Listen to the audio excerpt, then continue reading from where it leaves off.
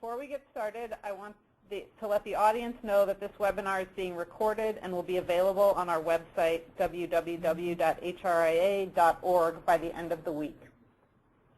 This is a topic that has generated significant interest from many of our partners in both the transportation and public health sectors. We are excited to take the next hour to discuss some of the innovative and exciting work happening in community speed reduction across the country. We hope that by the conclusion of today's webinar,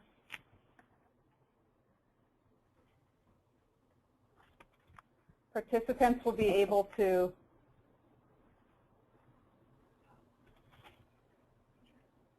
describe the public health impact of reducing motor vehicle speed, to discuss state and local policies and approaches that might be used to reduce motor vehicle speeds, to recall specific examples of emerging and best practices in community speed reduction, and to identify tools to help explore community speed reduction options at the local and state level.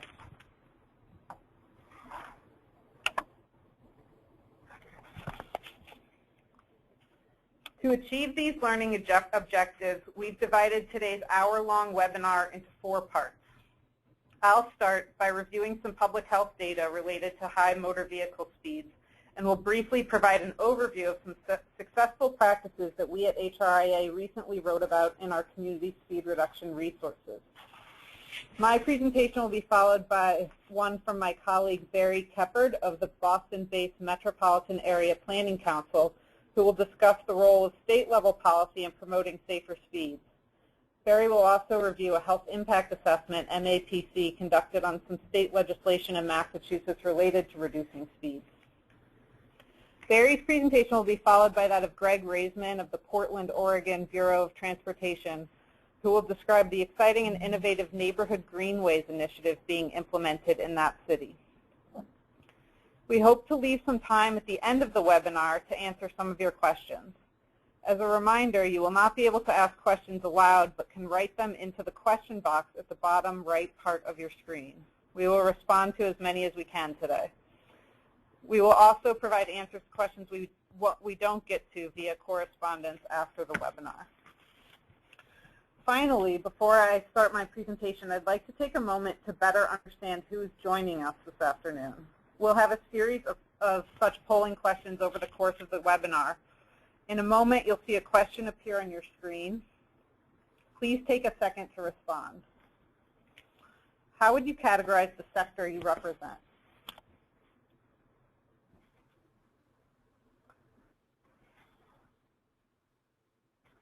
Give it another couple seconds.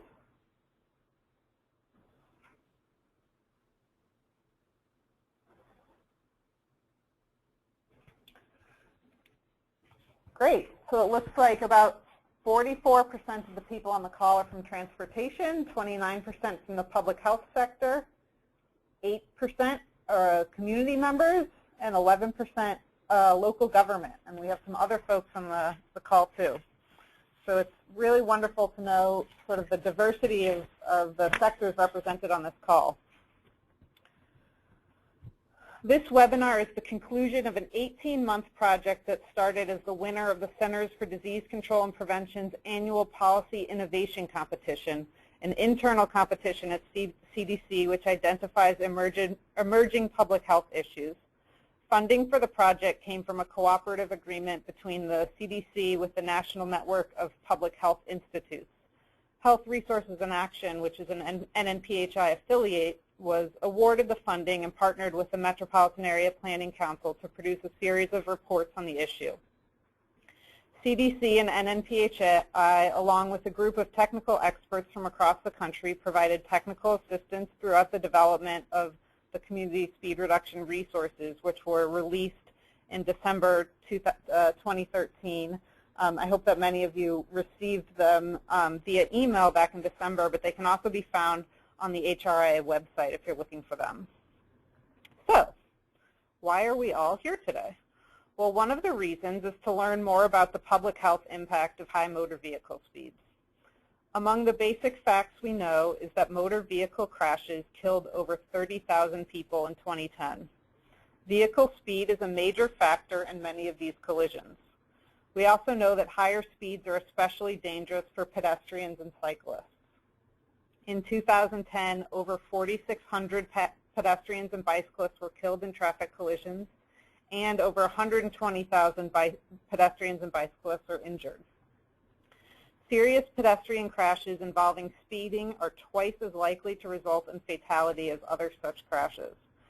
And even small increases in traffic speeds produce disproportionately larger threats to unprotected users like cyclists and pedestrians. On this slide, you can see how even relatively small increases in speed dramatically increase the likelihood of serious injury and fatality. A person hit by a car traveling 20 miles per hour has a 6% chance of dying as a result of the collision. The risk of death jumps to a shocking 65% if the car is traveling 45 miles per hour.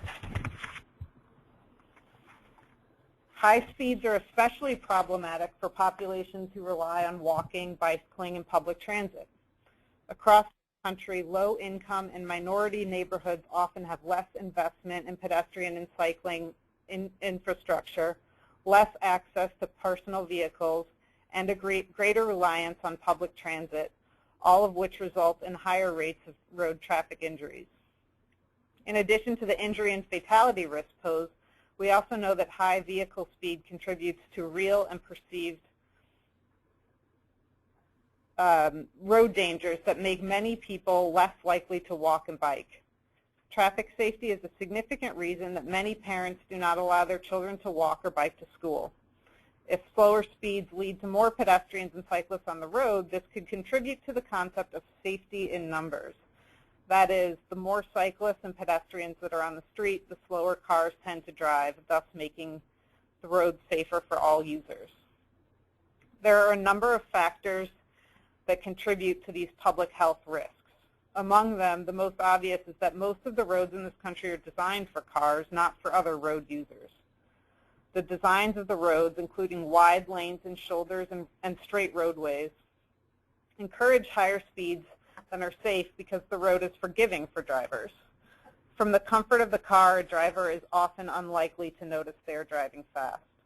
Along the same lines, many roadways have speed limits that are set too high because the speed limit of the road is commonly based on how fast drivers tend to travel on that road in uncongested conditions. Limits are typically set around the speed at which 85% of drivers are traveling at or below. Even when communities ask for a slower speed limit, many cities and states require that the 85th percentile speed be a major factor in establishing the legal limit. Drivers typically base their speeds on cues from the roadway, such as the lane widths and sight lines, rather than what is safe and supportive of vibrant neighborhoods. Because many roadways are designed to safely accommodate some degree of speeding, setting limits based on observed driver behavior can push speed limits higher than what communities want. The last factor that contributes to the aforementioned public health risk is speeding. That is, people driving faster than the speed limit or too fast for the road conditions. Police reports indicate that speeding played a role in nearly 1 in 3 crash deaths in 2011.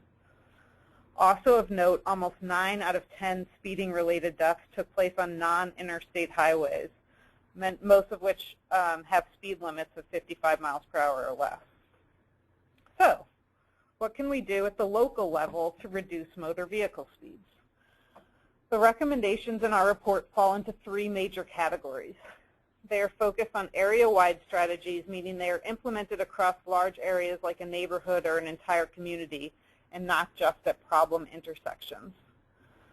Design and retrofit. The first is to design and retrofit road networks to ensure safe speed for all road users. As I was mentioning before, road engineering can make drivers feel comfortable traveling at high or lower speeds. So the first part of the recommendation is to install traffic measures that protect vulnerable road users. Physically changing the road with traffic calming measures slows drivers down and reduces injuries and fatalities. Some of the measures would include things like narrowing lanes, raising crosswalks, speed bumps, and road diets. And many of those traffic calming measures are positively associated with increasing walking and biking. The second part of the recommendation is to create designated slow zones. A slow zone is a street or a group of local streets designated for reduced speeds through signs, road markings, traffic calming, engineering, and design measures. In one city, the introduction of slow zones was associated with a 42% reduction in traffic crash injuries. Some cities have created slow zones around schools and parks or in other types of neighborhoods. The second recommendation is to use automated technologies to enforce speed limits. Enforcing speed limits is an important tool for discouraging drivers from speeding. Many studies have shown that using speed cameras to document speed and to issue tickets to violators reduces crashes, injuries, and fatalities. Automated enforcement technologies can be a cost-effective way to augment traditional traffic enforcement, and coupled with other strategies can further reduce speed-related injuries and fatalities.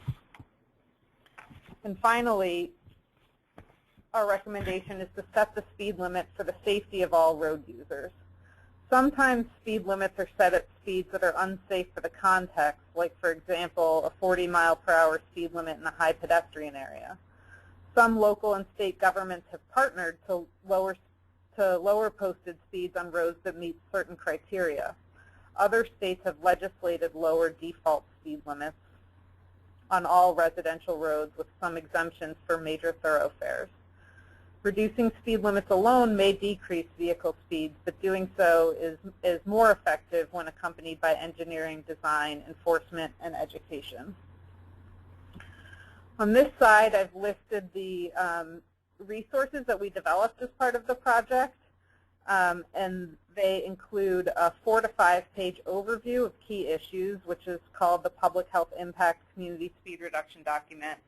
It's accompanied by a 1-page fact sheet entitled Opportunities to Improve Current Practice, which focuses on some of the common practices that might be changed to help reduce speeds in our communities.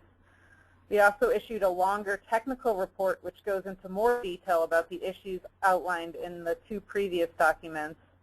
And finally, what I think is really exciting is we've highlighted 6 cities that are doing really innovative work from across the country, one of which we will be highlighting later in this webinar from Portland, Oregon. All of the resources listed here can be found on HRIA's website, and Section 4 of the technical report provides a lot of other helpful listing of a lot of other helpful resources. Before I turn the presentation over to my colleague Barry, I wanted to spend a couple of minutes highlighting some of the great work that's happening around the country that we didn't have time to highlight in this webinar. So I wanted to give you a brief overview of the speed reduction initiatives happening in the 5 cities that aren't being profiled, the first of which is in Chicago.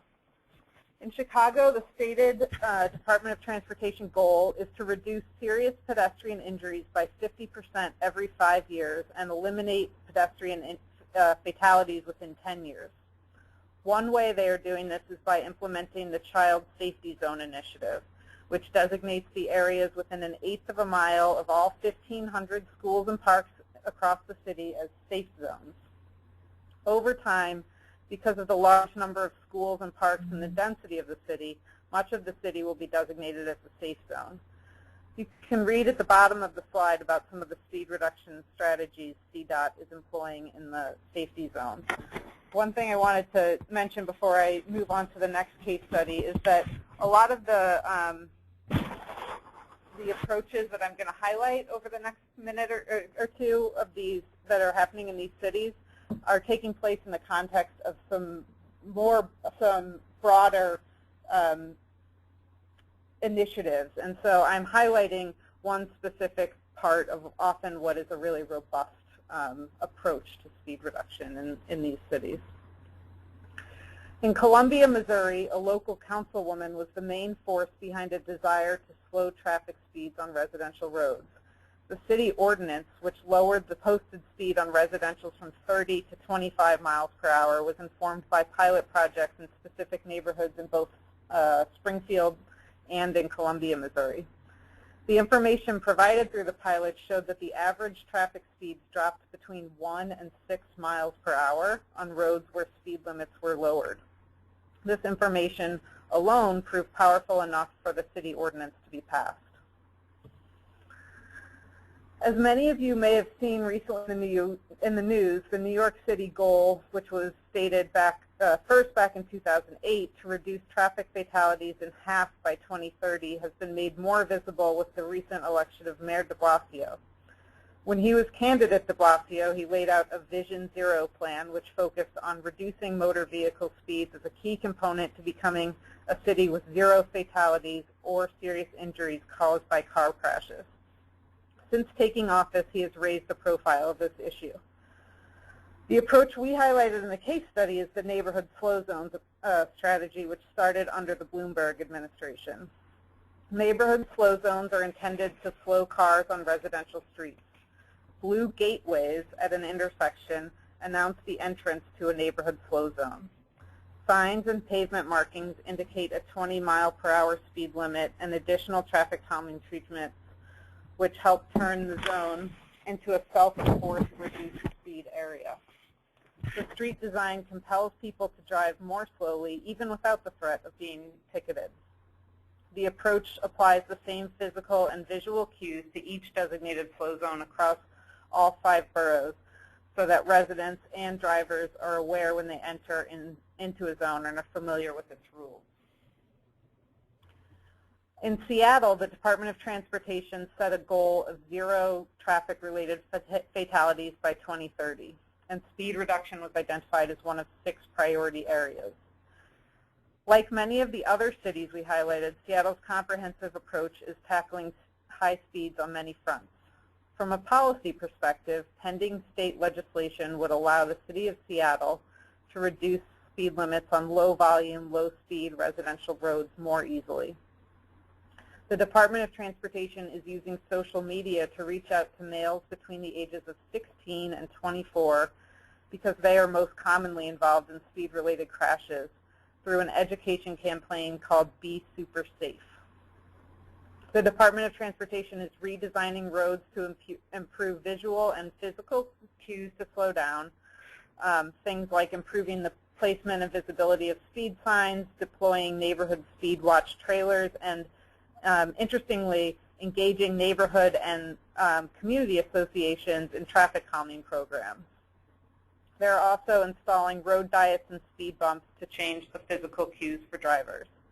The Department of Transportation is also partnering with the Seattle Police for increased police presence and photo enforcement, where collisions are most frequent. And they installed photo enforcement in 4 school zones in 2012 and have plans to expand the use of auto enforcement across the city. And finally, in Washington, D.C., in order to reduce speed-related crashes and injuries and fatalities, the Metropolitan Police Department has employed the use of automated enforcement technology. The district uses both fatality and collision data along with community recommendations to identify automated enforcement sites. It uses stationary and portable photo radar cameras, cameras in vehicles, and intersection safety cameras, which takes photos of vehicles in violation of the posted speeds. At intersections where crashes are particularly problematic, the Metropolitan Police Department works with the Department of Transportation to validate the speed limit prior to enforcement and to assess sites for implementation of other engineering interventions, like including signage and traffic calming measures. And the program in D.C. is also part of a larger effort to promote walking and bicycling and generally just to make the city more livable. So before I turn the presentation over to Barry, just like to take a moment to ask you all to participate in another poll. Most people are familiar with traffic calming measures such as speed bumps, lane narrowing, and raised crosswalks. We're interested to know from those of you listening today if your community has employed these types of strategies in whole areas or mostly specific streets or high-risk interventions.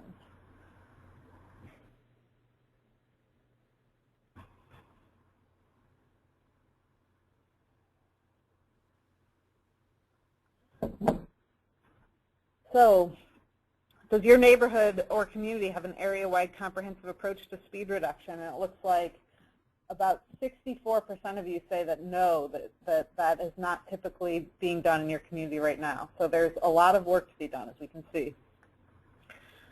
At this point, I'd like to turn the presentation over to Barry Keppard. Barry is the Public Health Manager at the Metropolitan Area Planning Council located in Boston. In that role, he manages projects under the Community Transformation Grant for Middlesex County, which includes work to increase the accessibility and affordability of healthful foods and to assist cities and towns with adopting comprehensive community design approaches to enhance walking, bicycling, and active transportation. In addition, Barry leads the division in conducting health impact assessment to strengthen the connection between the physical and environmental factors and health, and to look at how policies and programs could address health inequities. MAPC has used HIAs to positively influence policies affecting public transit, speed limits, and funding for community development, as well as to shape a private equity fund. Prior to joining MAPC, Barry was a transportation planner with the Greater Mercer Transportation Management Association in New Jersey and was a city planner with the city of Springfield, Massachusetts. So Barry, I'll turn it over to you at this point. Thanks, Kathleen. And thank you all for your time today. And as Kathleen mentioned, I'm the manager here of the Public Health Division at MAPC. And MAPC is a regional planning agency that serves the people who live and work in the 101 cities and towns in Metro Boston. And the idea here was to think about how these changes in reduction can be either promoted or affected by state policies. And as I was thinking about this, the image you have there is of Mount Ventoux, which is a fabled ending to Tour de France stage. And it's one of these things when we think about state policies as this mountain we have to climb that can be quite difficult and quite long, but it's one of these areas that if done, it can kind of give us the ability to make some real changes, and we can really celebrate when we get to the top of that. Going to the next slide. Continuing with that theme, there's a couple ways I think when we think about state policy and the role it can play in influencing speed reduction, and part of that is thinking about how it can restrain and limit the ability for local jurisdictions to implement the desired speed reduction initiatives they may have in mind. So there may be some kind of state policy that either requires some type of state review or other regulatory approach to go through that can make it onerous for a city or a town or a county to change what they want to do and really pursue something that's community supported. Similarly, state policy can also enable cities and towns and local jurisdictions to be more innovative. So those examples that Kathleen just mentioned are the ability of some cities and towns, whether or not they have it inherently or they've been given that by the state, to be able to make those changes that, again, reflect what the community would like to see, and whether or not it's those area-wide reductions or specific locations. And lastly, I think it is important to keep in mind state policy because it can create consistency and offer a platform for having uniform communication and understanding those boundaries in which changes can be made. So again, not holding back, but providing kind of a framework where things can be explored and innovation can occur, especially when we know that so many of these things are more and more we can see are connected to public health and what those impacts might be. So on that point, next slide, MAPC conducted a health impact assessment with support from the Massachusetts Department of Public Health on a speed limit bill that was under consideration here by the state government. So this will, I'll kind of talk through this HIA example to illustrate how we're able to look at what those public health impacts could be that really build on what Kathleen was talking about and give us the ability to look in kind of a more specific instance of that. And before I get started, I just wanted to kind of make sure to recognize Mariana Arcaya, Peter James, the Department of Public Health in Massachusetts, Katie Doe, and Ben Wood in particular for their roles in putting together this health impact assessment. So the bill that we specifically looked at was House Bill 4165, which was an act relative to speed limits. And this particular bill proposed to lower the speed limit on local roads that had a statutory speed limit, so not a posted speed limit at the moment, from 30 miles an hour to 25 miles an hour. And this bill wouldn't affect regulatory speed limits or roads that may have had a speed set through a speed study itself. So if the speed study actually did change that default from what could have been 25 or 30 to a different speed, this particular bill wouldn't affect that information. Next slide. And then quickly before I get started, just to give everybody just a broad understanding of health impact assessments.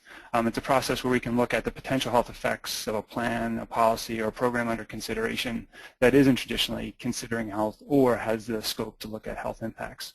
So it provides us a set of tools and a process to walk out what the health impacts of a proposed change should be.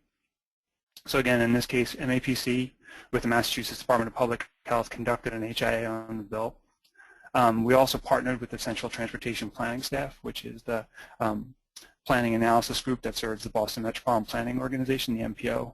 And we worked with them to model changes in mode choice, automobile travel, and vehicle emissions due to the changes that could occur through the speed limit bill. Next slide. Again, using the HIA framework, we developed a causal pathway for those areas that we felt we were able to look at. We developed this pathway diagram through a scoping process with stakeholders in Massachusetts, and we began to think about what are the ways we could assess and think about these changes. So walking quickly through this, starting from what that decrease could be, we could then look at what changes could occur in collision risk and severity, the perception that would be related to bicycle and pedestrian safety, and time spent in driving and congestion for drivers. Walking it out even more, we began to look then at what kind of changes could that happen in terms of property values, changes in the levels of physical activity we might see, changes in the way and how much vehicles are being driven, and air quality changes that would occur from those changes in travel speeds. And then lastly, we looked at a set of outcomes in terms of how the change in decreasing lower speeds could impact serious and fatal injuries, the amount of fuel being burned by vehicles, and chronic diseases like obesity and diabetes. And so ultimately, we looked at 7 different factors that we considered outcomes potentially that could be impacted by the bill.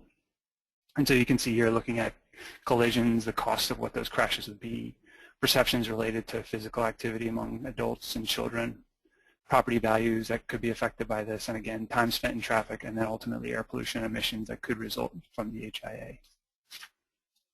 Next slide. So what we were able to do with our methods is we were able to have an assessment that included some quantitative analyses, and as we were able to do that where we had data that was sufficient and we had methodology that supported our approach. We also then had to conduct some literature review where we were able to make general statements about the direction, the magnitude, and certainty of the impact of the bill on public health. The input from much of our quantitative estimates came from an estimate of how the speed limit would actually change traffic speeds. Using data from a peer-reviewed meta-analysis of numerous traffic studies, which showed a nonlinear relationship between speed limit changes and subsequent traffic speeds, we could see that when a 5-mile-per-hour posted speed limit change would occur, it typically is associated with not that direct drop in speed, but in this case, we modeled it to be approximately a 1.8-mile-per-hour decrease in traffic speeds under free flow conditions, so not congested conditions. So using this, we were then able to walk out what that particular change could be using the models that were available to us. Next slide. And what we were able to do is taking that reduction in traffic speed, we were able to look at data on collisions, injuries, and fatalities across the state of Massachusetts. We were able to use registry of motor vehicle data on crashes and link those crashes to the locations of where they were occurring on local roads and estimate the number of crashes that took place currently. Next, we were able to use something called the power model to estimate the impact of the change in traffic speeds on the collisions, the injuries, and fatalities, ultimately how many more crashes would occur or not occur, and the severity of those crashes. The power model, just as background, is based on data from a meta-analysis of 115 traffic studies.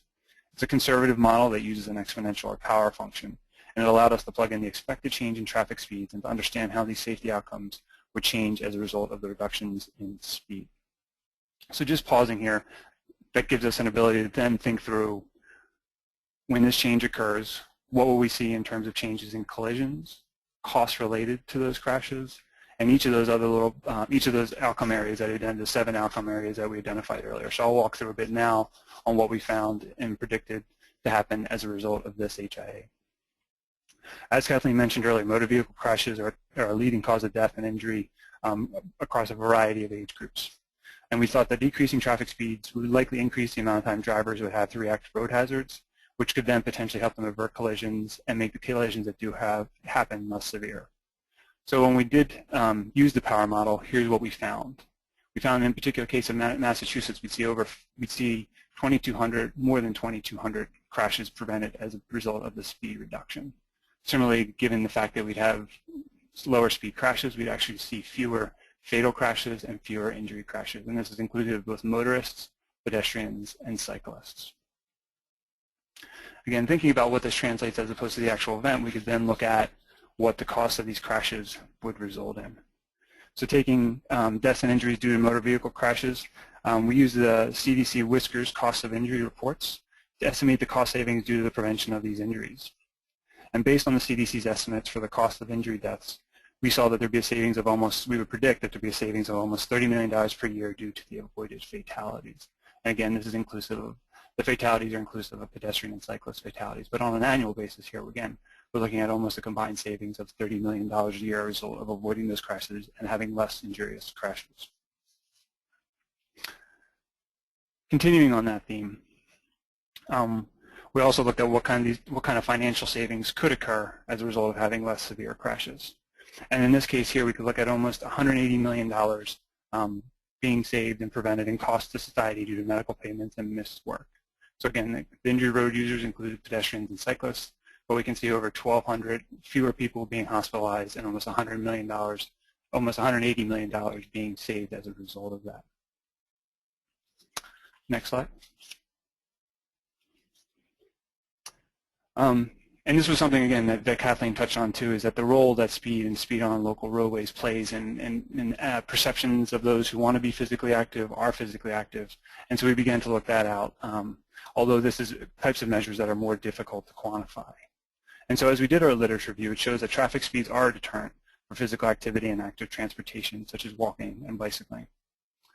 We also know that the physical activity benefits from walking and cycling outweigh potential health risks due to increased air pollution exposure or possible collisions with motor vehicles. Yet we still know that from perceptions that people limit their physical activity or physical activity options as a result of the risk of these issues. When we looked at the literature again, it points to the fact that lowering traffic speeds would increase the perception of a safer environment for physical activity, and so we therefore predicted an increase in participation in these healthful activities. Another issue that I think is clear on the forefront of many people's minds when they think about obesity and activity is the fact that we have a huge amount that's occurring among children in our society. So childhood activity, obesity, and diabetes continue to be major public health issues. But we also know that the literature shows that features of the built environment are associated with increases in children's physical activity. So those changes in the built environment can lead to kids walking and biking more. Conducting a review of research and literature, we predict that decreasing speeds on local roads would increase parents' willingness to allow children to walk and cycle, and would lead to increases in physical activity among children in Massachusetts. So again, we would see that this perception and this change in speeds would have a role in both kind of society-wide bicycle and pedestrian rates, but we also would predict that this would increase the number of children that are walking and biking as well. Next, we also wanted to examine whether property values could be affected by the speed limit bill. And the reason we wanted to investigate this because these changes in property values could in turn impact homeowner wealth and local housing conditions. And as we know, socioeconomic status is a key health determinant. We wanted to look at this issue. We did find in the literature that neighborhoods with lower traffic speeds are consistently associated with higher property values, although we found the literature was not strong enough to predict the impact of changing traffic speeds statewide on property values. However, there's reason to believe, given the literature about higher values on lower speed roads, that the speed limit bill could really be a benefit to property values.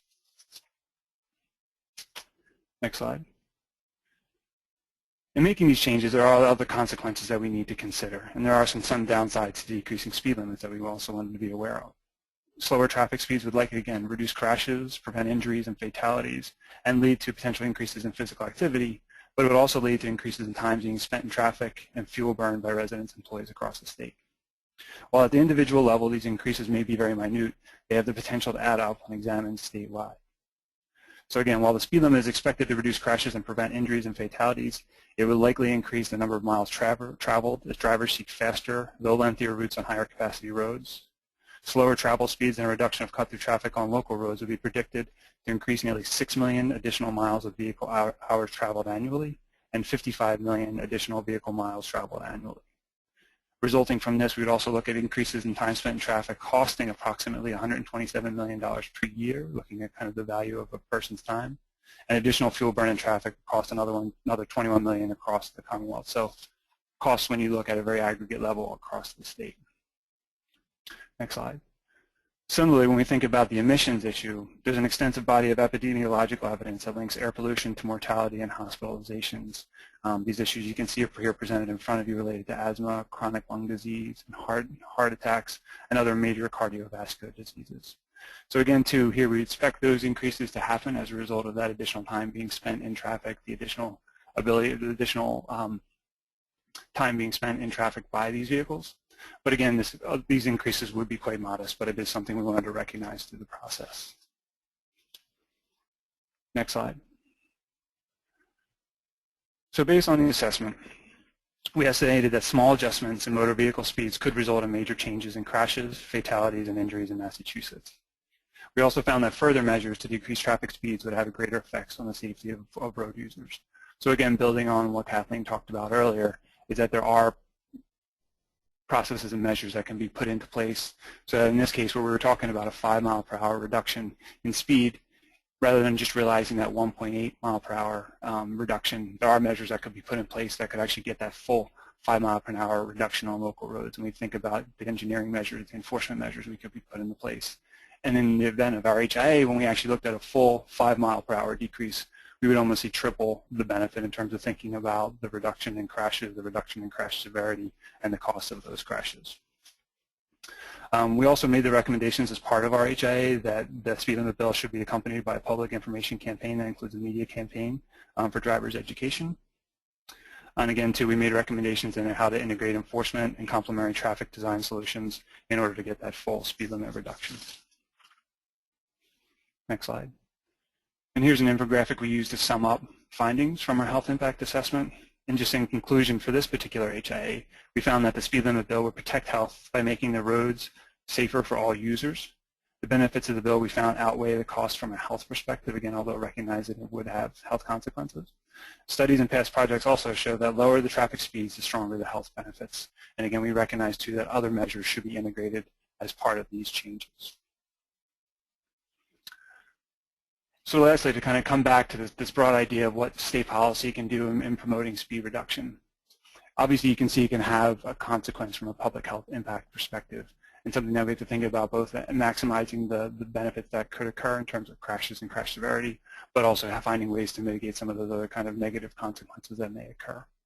But also, as we think about translating the state policy down to a local level, just key points that come to mind, I think that are probably relative to any policy change in terms of thinking about how we operationalize that policy so that the passing of the policy or really getting to the top of that mountain isn't the end of everything, but finding a way that we can translate that into the practices that occur in the local jurisdiction that may occur by state officials and the programs that they run.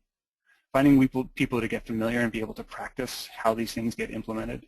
I know one of the things here in Massachusetts and other locations that I've worked is making sure that messages, best practices and different ways of going about doing this work can get translated to lower levels and more regional offices. And lastly, being clear to communicate with key audiences really both at large, so the recommendations that we have around integration of some of this information into a driver education manual is important, but also thinking more and more that the world that we live in, providing more cultural awareness of how these messages are best delivered and best kind of taken up with specific community and population groups that we're working about. So I hope this provided an example of how the health impact assessment itself as an approach can speak to what the public health impacts of a community speed reduction are, but also to demonstrate as we think about these issues that there are a number of different consequences that we can take into account and then plan for as this brief proposes to. So that's where I'm going to stop there, and then I think I'm going to hand it over to Greg.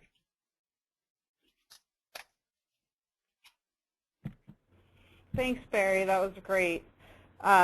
I'd like to introduce our third speaker. Greg Raisman is from the Portland Bureau of Transportation. And over the past decade, Greg has been among the most influential Portland professionals regarding livable streets, active transportation, and traffic safety. His projects establish transportation systems that provide independence for all ages and abilities, strengthen business, and engage people with each other and their city. Greg's work has been recognized for improving public health, addressing historic transportation equity problems, and protecting the natural environment. And he's built partnerships with cities across Europe and North America that have resulted in large-scale repurposing of streets and as public places. In particular, his leadership in creating engineering principles, developing public policy, and designing and delivering public process has resulted in Portland's Neighborhood Greenway Network, which he is going to describe to us in more detail now. So, Greg, we'll hand it over to you at this point. Thank you very much. And now I have control. Okay, cool. So yeah, thank you very much for this opportunity. My name is Greg Raisman. I work for the Portland Bureau of Transportation and try to make our city a good city to live in. And I want to start with kind of my most important message. I want to share with the audience that my first several slides are silent, so please read them and take them in. The first message is probably the most important one that I can think of.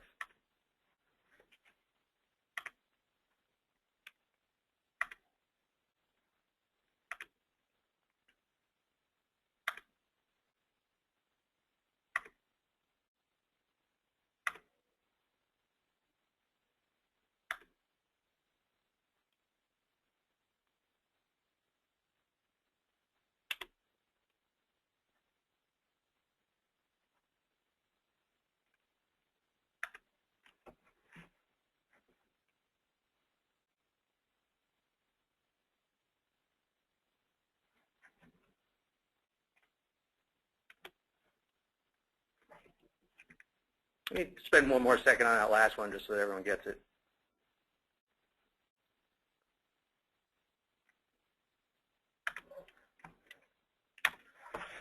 So in Portland, we really try to take a comprehensive approach to traffic safety.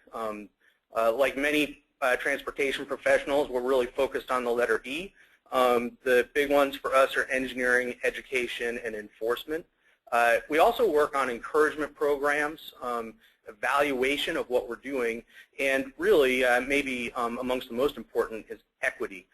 Equity is so important for traffic safety because through the generations we have underinvested in communities that have been disempowered, and that underinvestment is translated into neighborhoods that are less pleasant to live in and less safe for our families, where we have the highest density of families. And so focusing on equitable solutions where we're able to serve our entire place, our entire city, both makes a city that's more equitable, more safe, more pleasant, but it also helps with some supply and demand problems where we haven't built enough pleasant neighborhoods to live in, and so there's way more demand than there is supply of these walkable neighborhoods, causing big problems relative to gentrification. So the more that we can build systems that are comprehensive and serve entire cities, the more we're able to serve equity from multiple perspectives. It's really important when we think about traffic safety that we focus first on the most vulnerable. If our cities become safer for the most vulnerable, they become safer for everybody. If it's safer for a child to be able to walk to the store to get a gallon of milk or to go play with their friend, it's safer when we need to drive. So when we think about serving our entire city, it's also important to recognize that we have huge numbers of residents that don't drive. We have about more than 20% of our residents that are under 18 years old don't have driver's licenses. We have 13% that are over 65, and I've seen research that shows that up to 40% of seniors are not or should not be driving. So if we can serve these populations that have special needs related to traffic safety because of where they are in life, that affect things like their vision, their ability to judge speeds of objects, of oncoming objects, and other issues, the more we can have a safer city. And of course, people with disabilities should be our primary customer. If a person is blind or in a wheelchair or otherwise immobile, if they have independence to move through our city and have an independent life, we're doing our job well. You know, in Portland, right now we are in the front end of putting together a project for administrative rule change in Oregon that's allowing us to test an area-wide, large-scale speed reduction on arterial roadways in our most needy part of our city in East Portland. That test is allowing us to look at the characteristic of the roadway. And, you know, in 1970, a guy named William Haddon developed this matrix called the Haddon Matrix to look at, from a public health perspective, what are the contributing factors to disease and injury, and what are the specific steps that we can take to reduce the prevalence of those injuries and disease. Well, in Portland, we're using that Haddon Matrix to actually put together our work in order to do this larger scale reduction of speed on arterial roadways. So it's a nice way to share that these crashes really are a public health issue, and if we look at it from a public health lens about prevention and survivability, we can make a difference. Here's an example of that. This is data from 1925 to 2010 comparing total traffic death in Portland versus the USA. And you can see beginning in 1986, when we start to really as a community focus on things like traffic calming, neighborhood livability, really vibrant commercial centers, as we begin to become a city that's really focused on serving people first, we start to have a trend in traffic deaths that's long-term and much steeper than the rest of the country. Our traffic deaths are going down about 6 times faster than the rest of the nation. So how do we measure and think about these issues? A lot of people in the transportation profession still will measure it based on vehicle miles traveled. We prefer to go based on population. Per population, when you're testing fatalities, ask the question, given the way we live our lives, what's the likelihood this type of tragedy will happen to me? Asking it on a per vehicle miles traveled asks, how many miles do we have to drive to make it look like more people getting killed is rationally linked to improved safety?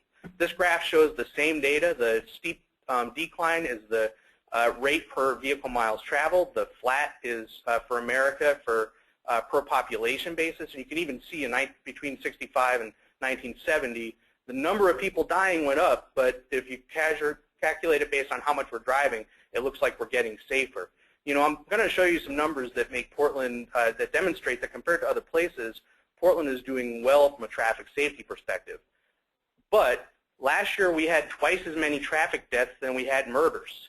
If we had 30 or 40,000 murders a year in America, we would not be trying to find ways to minimize that problem. We would be finding ways to address that problem. So this is a per population look at Portland versus some other countries. What you can see is that in 1990 we were closer on a per population basis to the US, and if you think to that graph before, we were already on our steep decline in terms of number of people dying. As time's gone on, we've started to track better. We've started to track with some of the safest countries in the world. We still have work to do. We're still not doing as well as they are, and we need to learn from them to use their tools and resources and ideas to be able to drive those numbers even further down.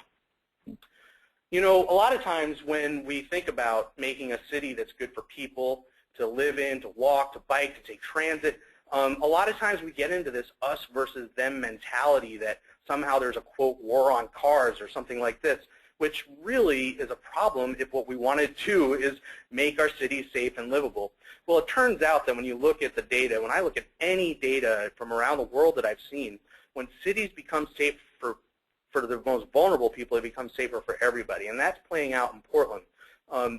As you can see on this slide, you know, in 1986, we had 61 people die as an occupant of a motor vehicle. 2010 was the lowest ever with 11, and those numbers, those trends, are very different than what's happening in the rest of the country as a whole and in many other cities because of the work we're doing relative to prevention.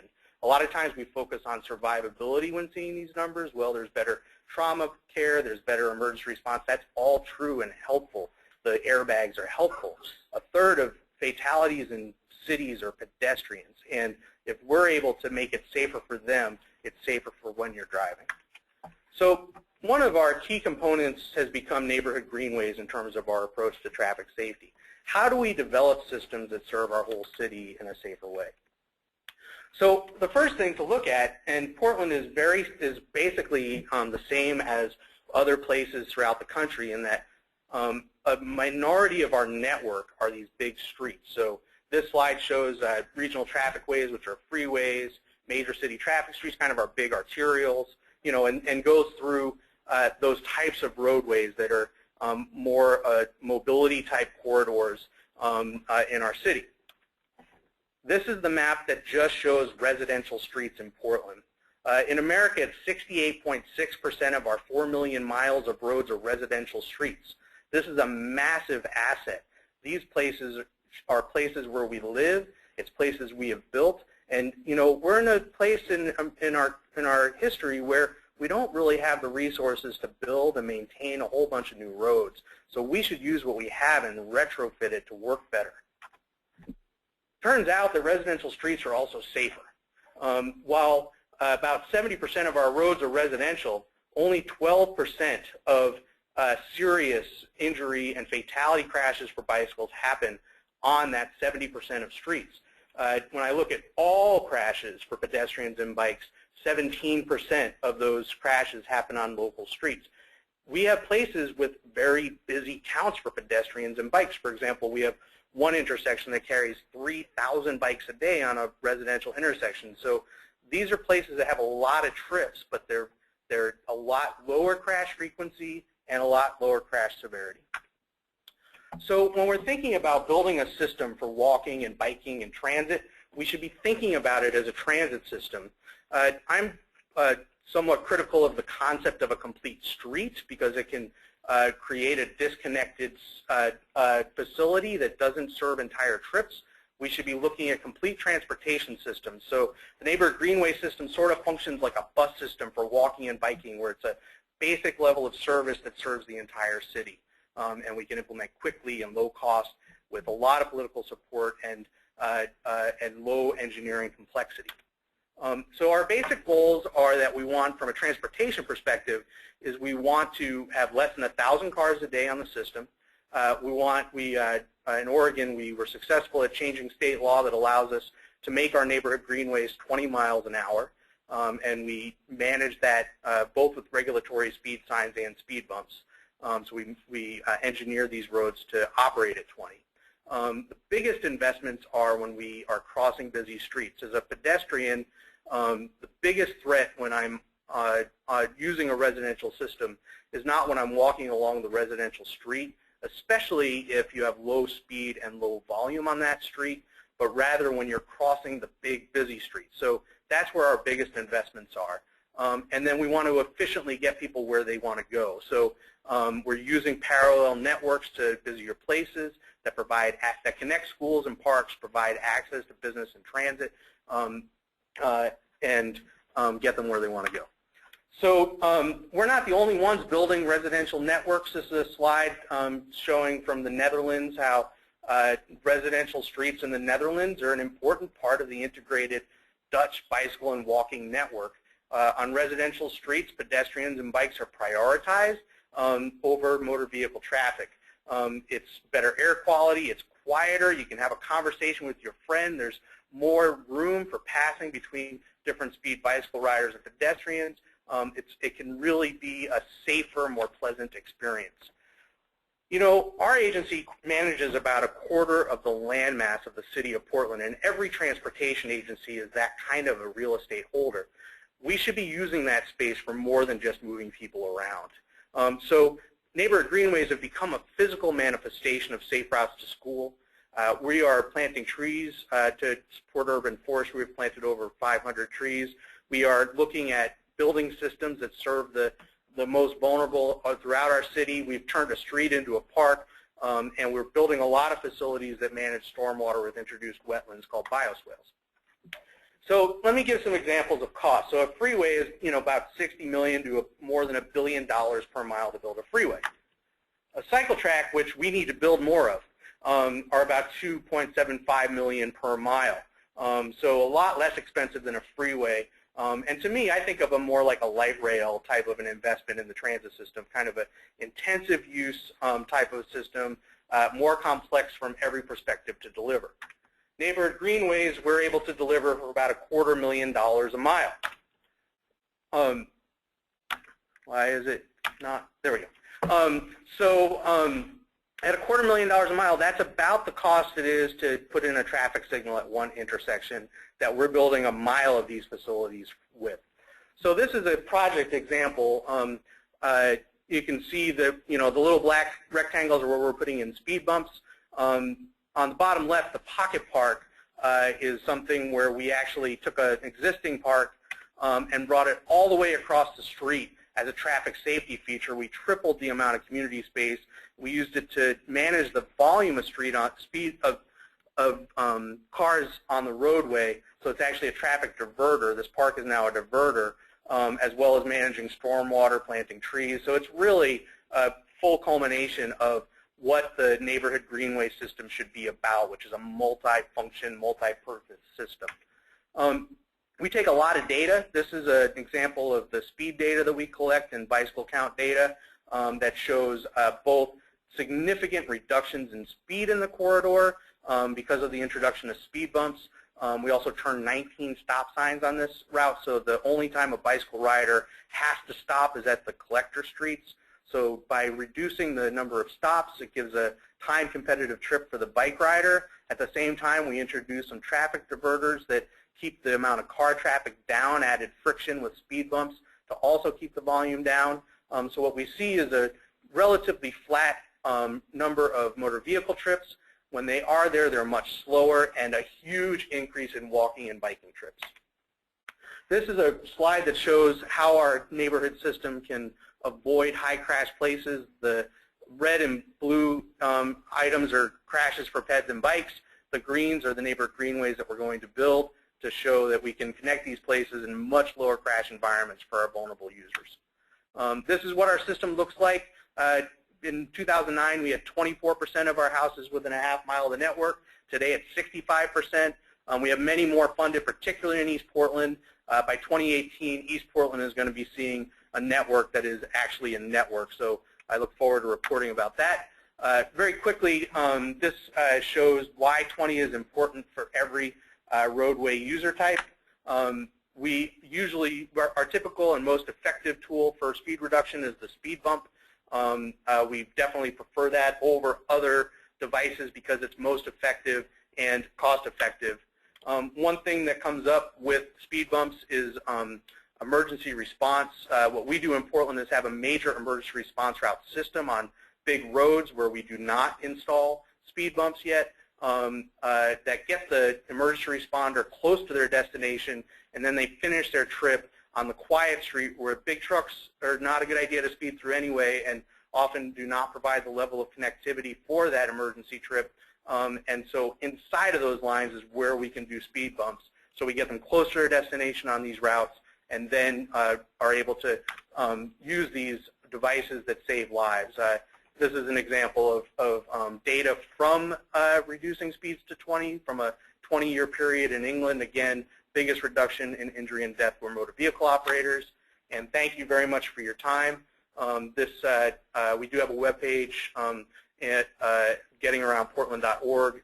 And I also have a lot of photos of active transportation, other transportation elements in Portland that you are always welcome to use for your purposes that you can get off of my Flickr site. Thank you very much.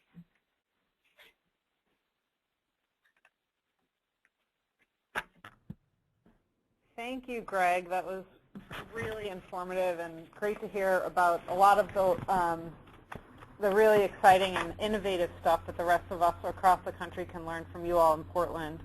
I'm mindful of the time. It's almost 2 o'clock. There are a handful of questions that have come in. So one wanted to quickly answer just can we get a copy of the HIA? We will send out a follow-up email by the end of the week with a recording of the webinar and a list of resources, which will include a link to where the HIA is on the MAPC website. Following up, just a quick question for Greg, and then any questions we don't get to, we will follow up via email after the presentation with some answers to some of the questions we don't have time for. But Greg, a question came in for you. What did it take to get the state to okay Portland dropping limits from 20 miles to 20 mile per hour on the greenways? So what did you all have to do in Portland to allow the state to let that happen? I think other states are interested to learn from your experience.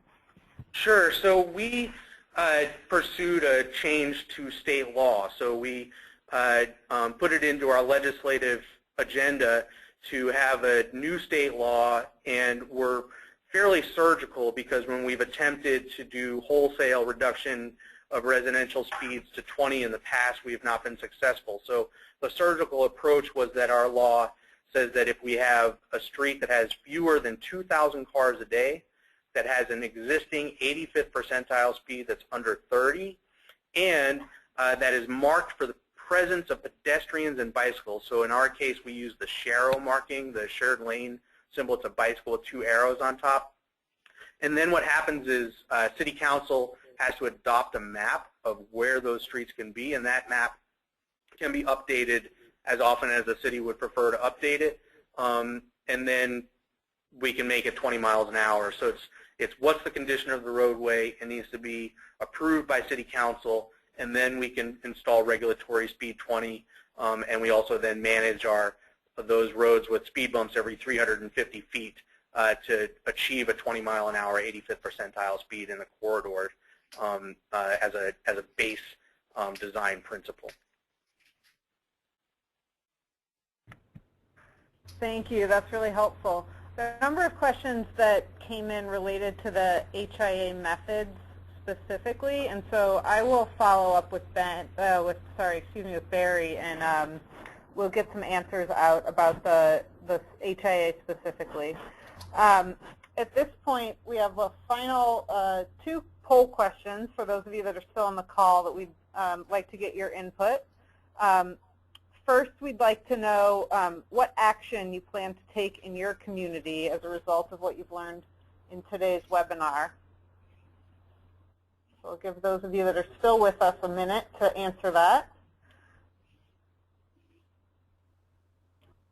As you do that, I'd just like to say that we will provide a list of resources. I have a question in here about posting the presentation slides that reference other studies and resources, and so we will include a link to the resources that Greg provided, those that Barry and I presented on in a follow-up email by the end of the week with a link to the recording of the webinar too.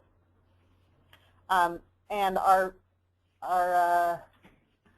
results here are pretty mixed.